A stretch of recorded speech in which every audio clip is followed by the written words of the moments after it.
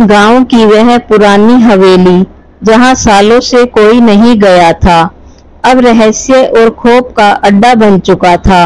लोग कहते थे कि वहां कुछ ऐसा है जो इंसान की समझ से परे है।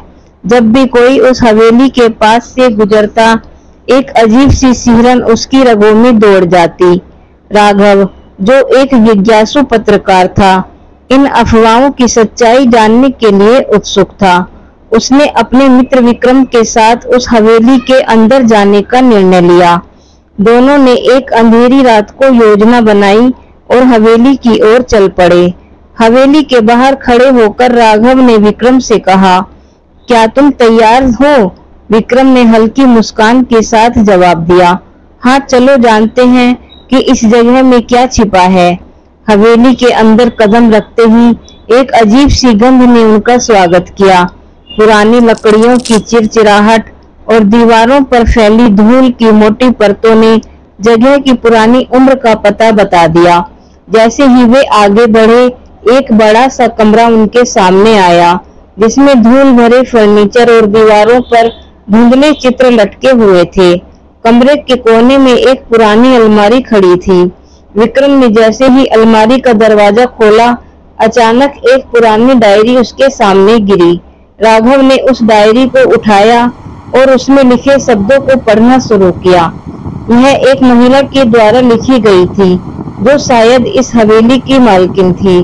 डायरी में लिखा था कि हवेली में एक खजाना छिपा है, लेकिन इसके साथ एक अभिशाप भी जुड़ा है।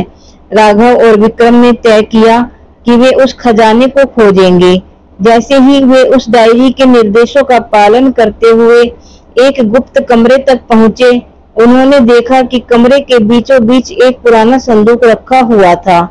विक्रम ने धीरे से संदूक का ढक्कन उठाया। उसमें सोने और गहनों से भरी हुई एक बड़ी थैली थी। जैसे ही उन्होंने खजाने को छुआ, एक अजीब सी आवाज गूंज उठी और कमरे की दीवारों पर अजीब सी छायाएं उभरने लगी। वे दोनों डर से कांप उठे। अचानक से हवेली के दरवाजे जोर से बंद हो गए और हवेली के अंदर की रोशनी बुझ गई। राघव और विक्रम को समझ नहीं आ रहा था कि क्या किया जाए। वे कमरे से बाहर निकलने की कोशिश करने लगे, लेकिन उन्हें लग रहा था कि जैसे कोई अदृश्य शक्ति उन्हें रोक रही हो। तभी राघव को डायरी का आखिरी पन्ना याद आया, जिसमें लिखा था कि खजाना लेने वाला कभी जीवित बाहर नहीं जा सकता। दोनों ने घबराहट में एक दूसरे को देखा। विक्रम ने कहा, हमें खजाना छोड़कर यहीं भागना होगा। राघव ने सहमति में सिर हिलाया।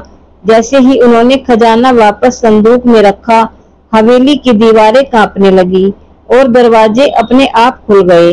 वे दोनों जल्दी से हवेली से बाहर निकले। बाहर आकर उन्होंने चैन की सांस ली।